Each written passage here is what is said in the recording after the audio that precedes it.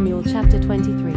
1. These are the last words of David, the inspired utterance of David son of Jesse, the utterance of the man exalted by the Most High, the man anointed by the God of Jacob, the hero of Israel's songs.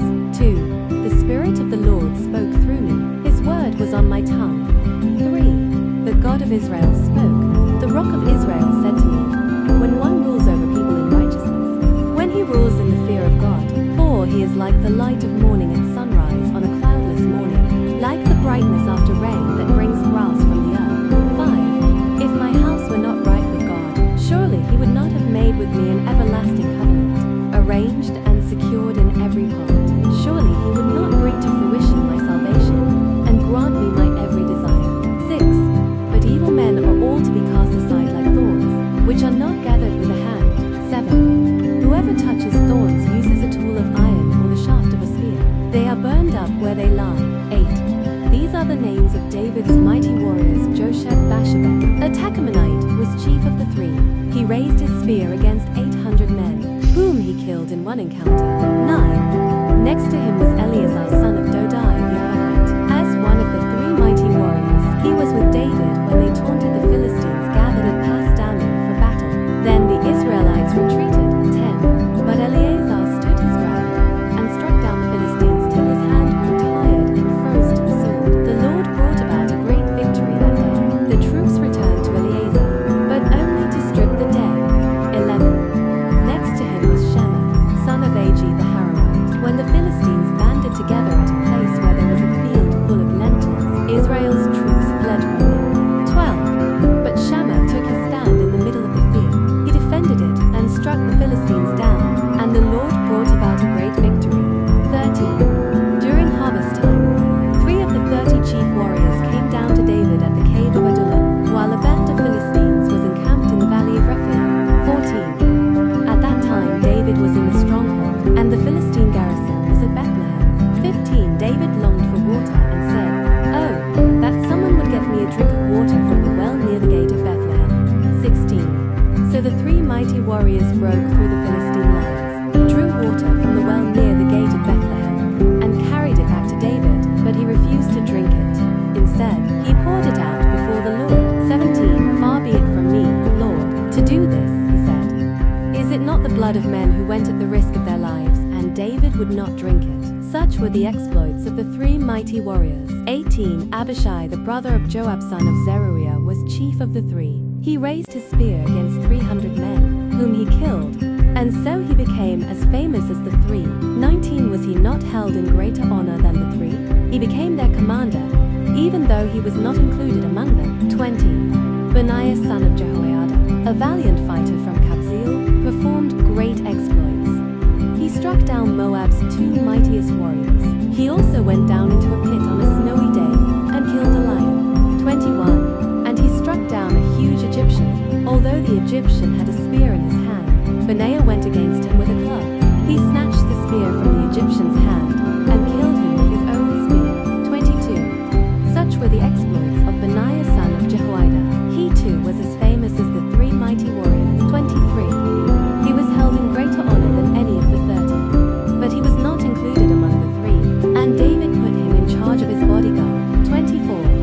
Among the 30 were Asahel the brother of Joab, Elhanan son of Dodo from Bethlehem. 25. Shammah the Haradite, Elika the Haradite. 26. Helez the Paltite, Ira son of Ikesh from Tekoa. 27. Abiezer from Anathoth, Sibbecai the Hushathite. 28. Zalman the Ahohite, Maharai the Netophathite. 29. Held son of Barnah, the Netophathite, Idai son of Ribai from Gibeah in Benjamin.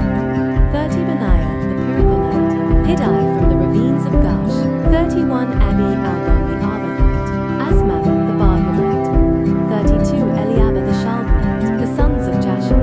Jonathan 33, son of Shammah the Hararite, Ahiam son of Shurah the Hararite.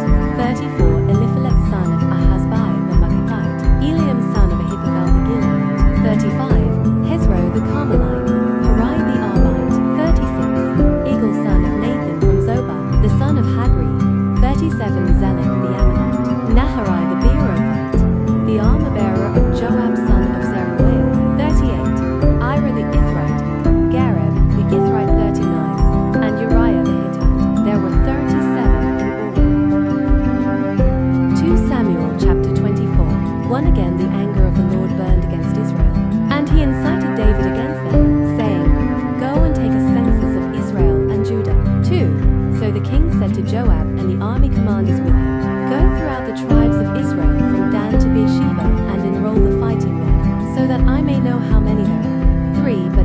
replied to the king, "May the Lord your God multiply the troops 100 times over, and may the eyes of my lord the king see it.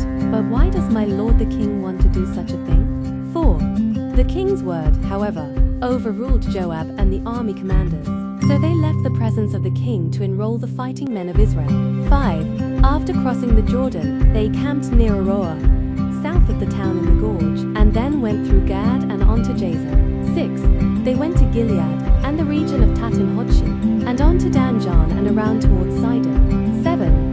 Then they went toward the fortress of Tyre and all the towns of the Hivites and Canaanites. Finally, they went on to Beersheba in the Negev of Judah. 8. After they had gone through the entire land, they came back to Jerusalem at the end of 9 months and 20 days. 9. Joab reported the number of the fighting men to the king in Israel. There were 800,000 able-bodied men who could handle a sword, and in Judah 500,000. 10. David was conscience-stricken after he had counted the fighting men, and he said to the Lord, "I have sinned greatly in what I have done. Now, Lord, I beg you, take away the guilt of your servant. I have done a very foolish thing." 11. Before David got up the next morning, the word of the Lord had come to Gad the prophet, David's seer. 12. Go and tell David, "This is what the Lord says, I am giving you 3 options. Choose one of them for me to carry out against you." 13. So Gad went to David and said to him, "Shall there come on you 3 years of famine in your land, or 3 months of fleeing from your enemies while they pursue you, or 3 days of plague in your land? Now then, think it over and decide how I should answer the one who sent me." 14. David said to Gad, "I am in deep distress.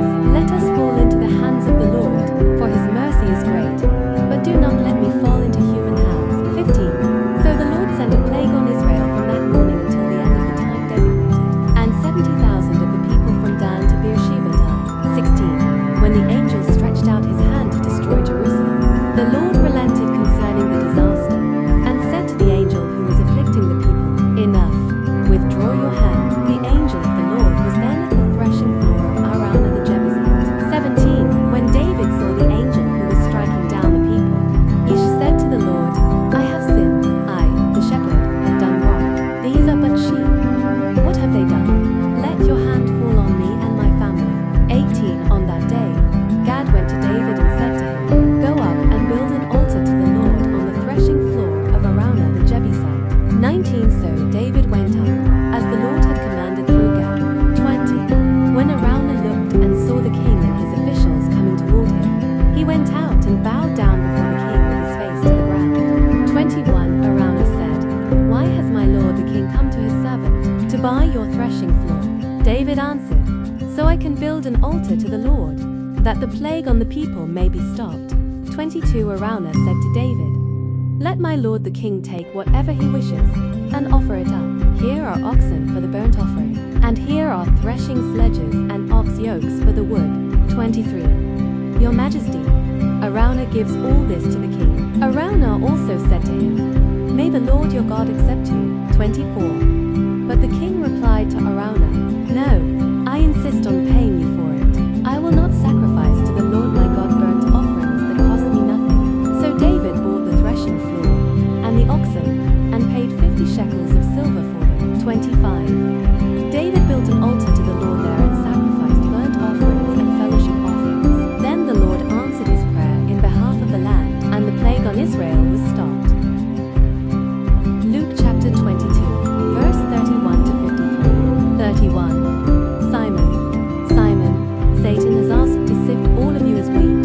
32. But I have prayed for you, Simon, that your faith may not fail, and when you have turned back, strengthen your brothers. 33. But he replied, "Lord, I am ready to go with you to prison, and to death." 34. Jesus answered, "I tell you, Peter, before the rooster crows today, you will deny 3 times that you know me." 35. Then Jesus asked them, "When I sent you without purse, bag or sandals, did you lack anything?" "Nothing," they answered. 36. He said to them, "But now if you have a purse, take it, and also a bag. And if you don't have a sword, sell your cloak and buy one." 37. It is written, "And he was numbered with the transgressors." And I tell you that this must be fulfilled in me. Yes, what is written about me is reaching its fulfillment. 38.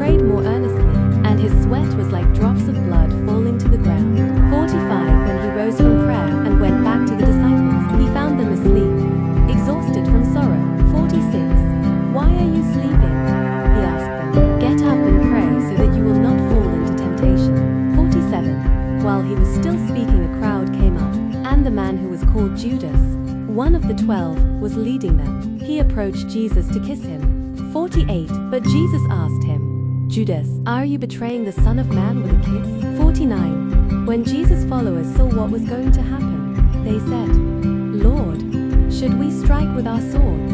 50. And one of them struck the servant of the high priest, cutting off his right ear. 51. But Jesus answered, no more of this. And he touched the man's ear and healed him. 52. Then Jesus said to the chief priests, the officers of the temple guard, and the elders who had come for him, am I leading a rebellion, that you have come with swords and clubs? 53. Every day I was with you in the